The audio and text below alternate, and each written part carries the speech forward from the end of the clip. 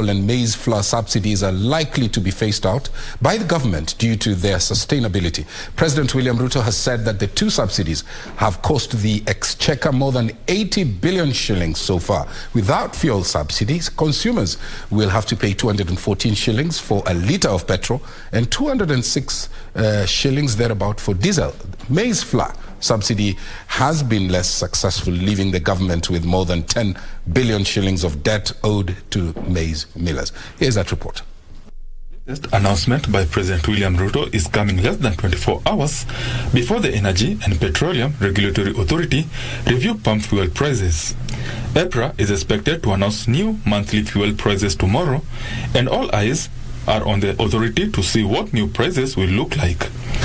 If the government phases out the fuel subsidy program, a litre of petrol will jump to 214 shillings, while diesel will retail at 206.17 cents. This is likely to stoke a new round of inflation, making life more unbearable for the majority of Kenyans. Subsidy alone, the taxpayers have spent a whopping 144 billion, 60 billion in the last 4 months alone.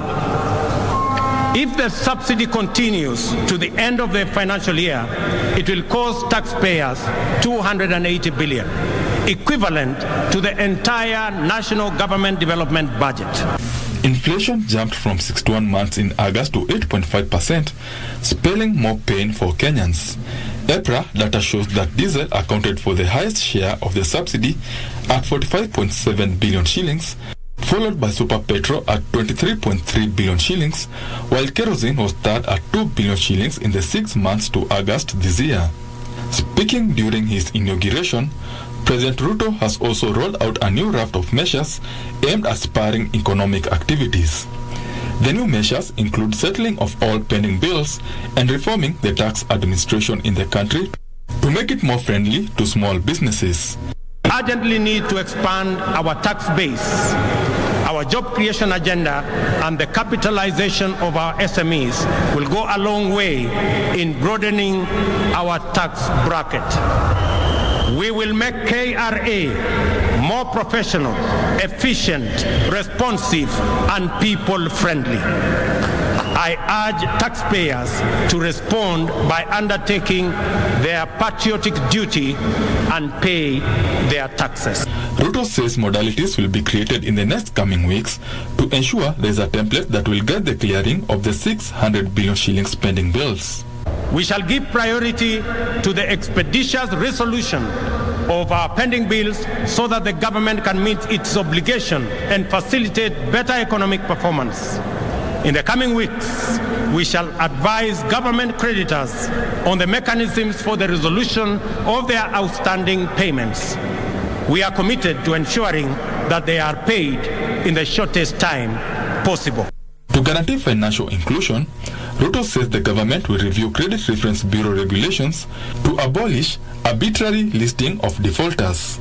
A new system of credit score rating that provides borrowers with an opportunity to manage their credit worthiness. This will eliminate the culture of blacklisting. In a bid to show up economic activities in the real estate sector and reduce informal settlements in the country, the government has promised to construct 250,000 housing units annually. To harness the financial and social muscle of the diaspora, President Ruto will create a ministry in charge of diaspora to, among others, oversee diaspora affairs and remittance activities that Ruto says is vital in replenishing the country's foreign reserves. The focus has been on remittances while the fundamental rights as citizens have been neglected. To correct this oversight, I pledge to elevate diaspora to a ministry level, strengthen diaspora services in all embassies, work with Parliament to set up a committee that will exclusively deal with diaspora issues, and set up a mechanism for public participation by Kenyans living in diaspora. Benson Druba reporting for Prime Edition.